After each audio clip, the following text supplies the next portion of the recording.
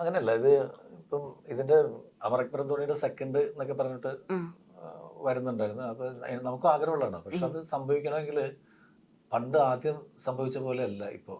ഇത് ഇപ്പൊ ഇത്രയും കൂടി ടഫാണ്. കാരണം എല്ലാവരും വളരെ ബിസി ആയിട്ടുള്ള ആർട്ടിസ്റ്റുകളും കാര്യങ്ങളൊക്കെ.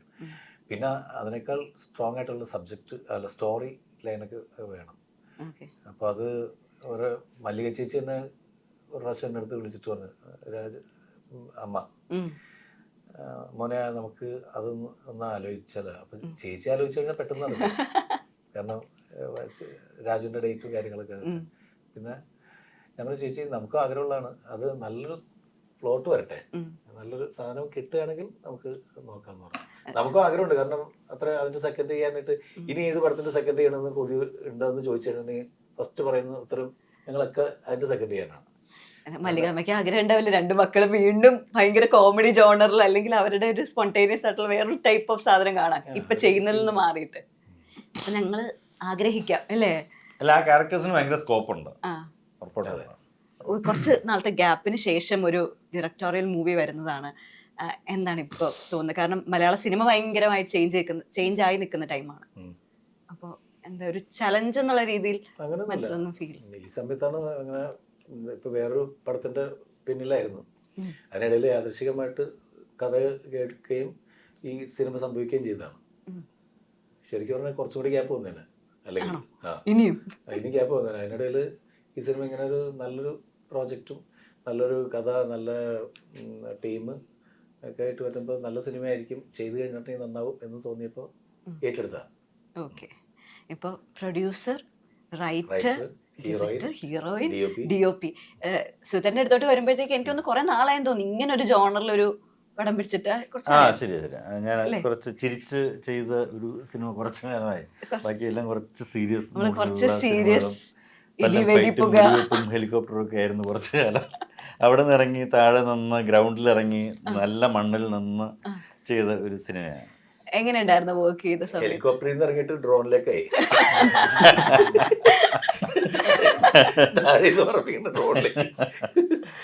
അല്ല, ഇറ്റ് വാസ് ഫൺ. നമ്മൾ വായിക്കുമ്പോഴും ഇപ്പോൾ നമ്മൾ നാശൊക്കെ വിളിക്കുമ്പോൾ നമുക്കറിയാം അതിനകത്ത് പോയി കഴിഞ്ഞാൽ ഡെഫിനറ്റ്ലി ഇപ്പോൾ സിനിമ സീരിയസ് ആണെങ്കിൽ പോലും നമുക്ക് ചിരിച്ചുകൊണ്ട് കുറേയധികം ഹ്യൂമർ, കുറേയധികം കോമഡി, മറ്റു കാര്യങ്ങളൊക്കെ സംഭവിച്ചിട്ട് നമുക്ക് വർക്ക് ചെയ്യാൻ പറ്റുന്ന, മൈൻഡ് നന്നായിട്ട് റിലാക്സ് ചെയ്യാൻ പറ്റുന്ന ഒരു ലൊക്കേഷൻ ആയിരിക്കും ഡെഫിനറ്റ്ലി അത്. അപ്പോൾ അതൊരു നല്ല അട്രാക്ഷനാണ്. അങ്ങനെ നമുക്ക് ചിരിച്ചുകൊണ്ട് കുറേ ദിവസം വർക്ക് ചെയ്യുക എന്നുള്ളത്. പിന്നെ അതിലുപരി സിനിമ വേറൊരു കണ്ടന്റ് പറയുന്നതും കുറച്ചൊരു ഗ്രൗണ്ടഡ് ആയിട്ടുള്ള ആളുകളെ കുറിച്ച് സംസാരിക്കുന്നതും അവരുടെ ഇമോഷനെ കുറിച്ചിട്ടും അവരുടെ ലവും അവരുടെ അങ്ങനെ കുറേ ഫാക്ടേഴ്സ് ഇതിനകത്തുണ്ട്. അപ്പം അത്തരം കാര്യങ്ങൾ ഞാൻ ചെയ്തിട്ട് കുറച്ച് കാലമായി. അപ്പം അതെൻ്റെ ഒരു എക്സൈറ്റ്മെൻ്റ് ആണ്. അപ്പം അതിൻ്റേതായൊരു ചലഞ്ചും അതിനകത്തുണ്ട്. കാര്യം അങ്ങനെ ചെയ്യുമ്പോഴും അതിനകത്തൊരു ക്വാളിറ്റി വേണം, അതിനകത്തൊരു ഇമോഷൻസ് കറക്റ്റായിട്ട് ഫീൽ ചെയ്യണം. അപ്പം അത് ഒരു ചലഞ്ച് ഫാക്ടറാണ്. പക്ഷെ അത് എൻജോയ് ചെയ്താണ് ചെയ്തിരിക്കുന്നത്. സോ അതിനകത്തൊരു ഭയങ്കര സന്തോഷമുണ്ട്. ഒരു സ്ട്രെസ് ബസ്റ്റർ ഫേസ് ആണെന്ന് പറയല്ലേ വേണമെങ്കിൽ അവിടെ നിന്ന്. ഉറപ്പായിട്ടും. പിന്നെ ഓക്കെ, പ്രൊഡ്യൂസർ അഭിനയിച്ചിട്ടുമുണ്ട്.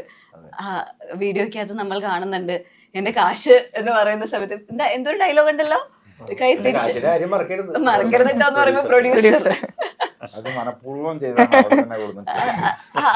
അത് എങ്ങനെ കറക്റ്റ് അങ്ങനെ തന്നെ ഒരു ഡയലോഗ് നമുക്ക് അതിനായിട്ട് വന്നതാണോ? അതോ അതിന് മുമ്പ് ഒരു ടീസർ ഇറങ്ങി. അപ്പോഴേക്കും ജാഫർ ചോദിക്കുന്നുണ്ട്, മോനെ കുറവുണ്ടാ? അപ്പൊ മറ്റേ വിഷ്ണു എന്ത് കഴപ്പ്, പ്രൊഡ്യൂസർ അഷ്റഫ്. അവിടെ രണ്ടും എക്സാക്ട്ലി നല്ല പ്ലേസ് ആണ്.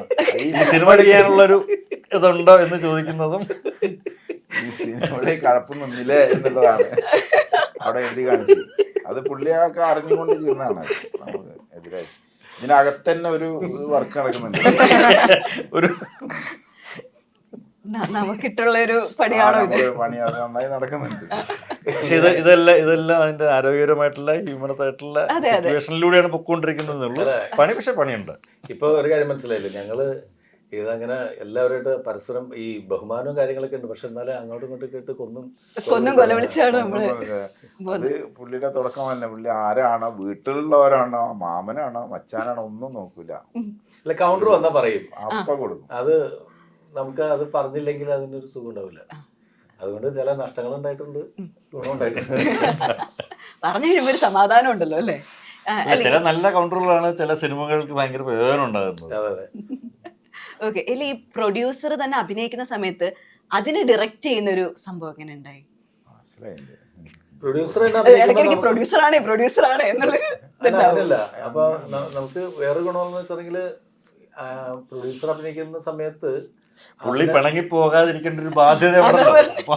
അതെ. അപ്പൊ നമ്മള് പലപ്പോഴും ഈ പറയുന്ന പോലെ റീടേക്ക് എന്നൊക്കെ പറഞ്ഞ് പോകുമ്പോഴാണ് ഇപ്പൊ ഡിജിറ്റൽ അതിന്റെ പേരിൽ കുഴപ്പമില്ല.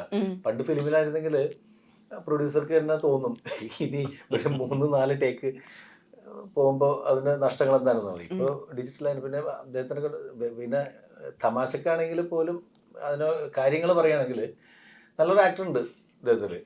ഉപയോഗിക്കുകയാണെങ്കിൽ നമുക്ക് തേച്ച് എനിക്ക് എടുത്തു കഴിഞ്ഞാൽ നല്ല ആക്ടർ കിട്ടും. ഇദ്ദേഹത്തിന് വേറൊരു ചെയ്തിരിക്കുന്ന പടങ്ങളിലെല്ലാം ഡിഫറെന്റ് ക്യാരക്ടേഴ്സ് ചെയ്യണം എന്നുള്ള ആഗ്രഹമുള്ള ഒരാളാണ്.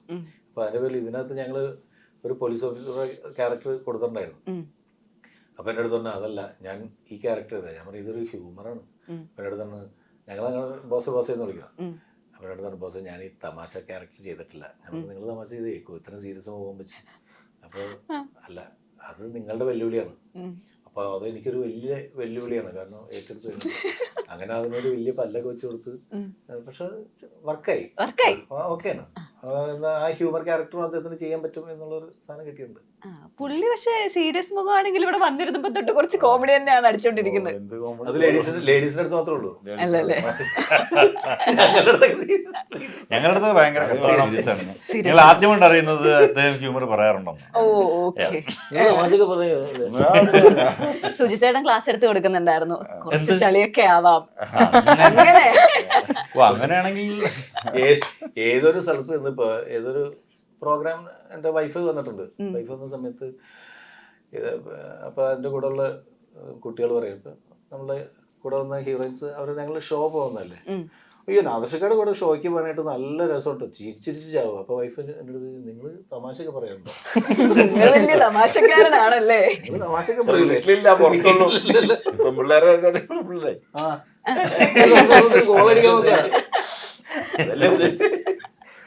അല്ലെ കൂടെ വന്ന ഏതെങ്കിലും ഒരു മെയിൽ പാർട്ടിസിപ്പന്റ് പറഞ്ഞിട്ടുണ്ടോ? അതെ അതെ. എന്നാ നമുക്ക് ആ സ്ത്രീയിലേക്ക് പോവാം. അക്ഷയ, എങ്ങനെയുണ്ട് ഇവരുടെ കൂടെ ഒക്കെ വർക്ക് ചെയ്തിട്ട്? എല്ലാരും തമാശക്കാരാണോ? നല്ല വൈബുള്ളൊരു സെറ്റ് ആയിരുന്നു. എസ്പെഷ്യലി ഫസ്റ്റ് ഷെഡ്യൂളില് ലൈക്ക് എന്റെ ക്യാരക്ടർ ചെയ്ത പോർഷനില് നമ്മളൊരു വീട്ടിലായിരുന്നു ഷൂട്ട് എടുത്തിട്ടുണ്ടായിരുന്നത്. അപ്പോൾ എനിക്ക് ഏറ്റവും ഇഷ്ടപ്പെട്ട ലൈക് പീരീഡ് ഓഫ് ഷൂട്ട് വന്നിട്ട് ആ വീട്ടിലായിരുന്നു. കാരണം എല്ലാവരും ഒരുമിച്ച് ഇരുന്ന ഒരു സ്പേസ് ആയിരുന്നു അത്. ഇപ്പൊ സെറ്റിൽ എന്തെങ്കിലും നമ്മള് ചെറുതായിട്ട് ഷൂട്ട് എടുക്കാൻ പറ്റാത്ത അവസരങ്ങൾ വരികയാണെങ്കിൽ ഒരുമിച്ചിരുന്ന് ബെഡിലൊക്കെ ഇരുന്ന് എല്ലാരും തട്ടി പാട്ടൊക്കെ പാടി ഗാനമേളൊക്കെ ആക്കി ഭയങ്കര വൈബായി കൊണ്ടുപോകുന്ന ഒരു സിറ്റുവേഷൻസ് ആയിരുന്നു. അപ്പൊ നമുക്ക് ഭയങ്കര എൻജോയ് ചെയ്ത് ചെയ്യാൻ പറ്റിയായിരുന്നു. അതെ.